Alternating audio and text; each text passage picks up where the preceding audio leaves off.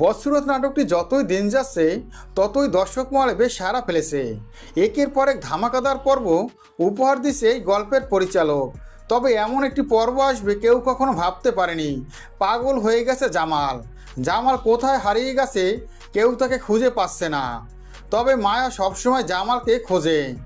এরপরে একদিন জামাল একটি জায়গায় শুয়েছিল, আর তখনই মায়া গাড়িতে করে অসহায় মানুষদের খাবার দেওয়ার জন্য বেরিয়ে পড়ে। মায়া তো এখন কোটিপতি, একের পর এক ব্যবসা সে শুরু করেছে, সবগুলো সে সাকসেস হচ্ছে সে। মায়া যখনই বেরোয় খাবার দেওয়ার উদ্দেশ্যে, তখনই জামালকে দেখতে পায় তার লোকজন। জামালকে দেখে ছুটে মায়ের কাছে আসে, আর মায়া এই কথা শুনে অবাক হয়ে যায়।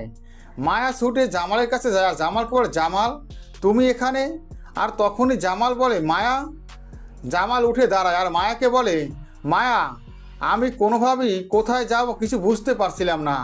তোমাকে দেখে আমার সব কিছু মনে পড়ে গেল। তোমার সাথে আমাকে নিয়ে চলো। যে কথা শুনে অবাক হয়ে যায় মায়া। মায়া বলে, জামাল তোমাকে রেখে আমি এখান থেকে কেমন করে যাব? তোমাকে তো আমি নিয়েই যাব। এই কথা শুনেই জামাল মায়াকে সবার সামনে জড়িয়ে ধরে, আর মায়াকে বলে, মায়া তুমি আমাকে কখনো ছেড়ে যাবে না তো? তুমি আমাকে ছেড়ে গেলে আমি শেষ হয়ে যাব। আমার পরিবার আমাকে এই পর্যন্ত নামিয়ে এনেছে। আমি পাগল হয়ে গেছি, সবাই সেটা ভাবছে। তবে আমি এখন আমার সব কিছু মনে পড়ে যাচ্ছে। আমাকে নিয়ে আমার বাড়িতে চলো। এরপরে দেখা যায় জামালকে একটি দোকানে নিয়ে আসে, আর সেখানে নিয়ে এসে জামালকে সুন্দর করে সাজায়। নতুন জামা পাঞ্জাবি সব কিছু জামালকে কিনে দেয়। আর জামাল পাঞ্জাবি পরে বাড়িতে আসে, সাথে মায়াও আসে। মায়া আসলে মায়া শুনতে পায় বাড়ির সবাই জায়গা জমি ভাগ করছে। তখনই মায়া বলে, কার জায়গা কার জমি আর কে ভাগ করছে? তখনই জামালকে দেখে সবাই অবাক হয়ে যায়।